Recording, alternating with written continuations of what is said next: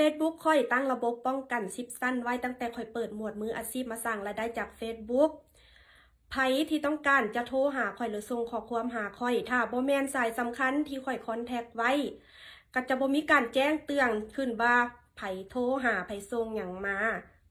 จะมีแต่เป็นข้อความไปทางสแปม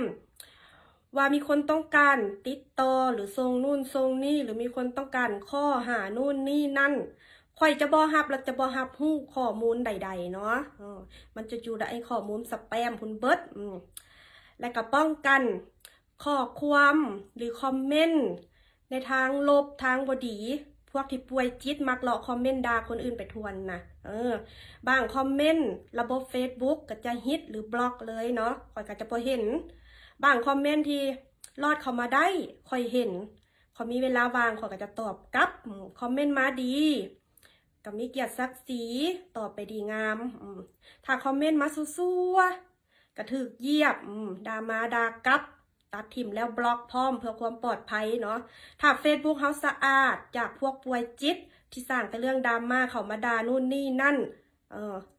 มันก็จะเฮ็ดให้เพจนี้บ่สะอาดเฟซบ่สะอาด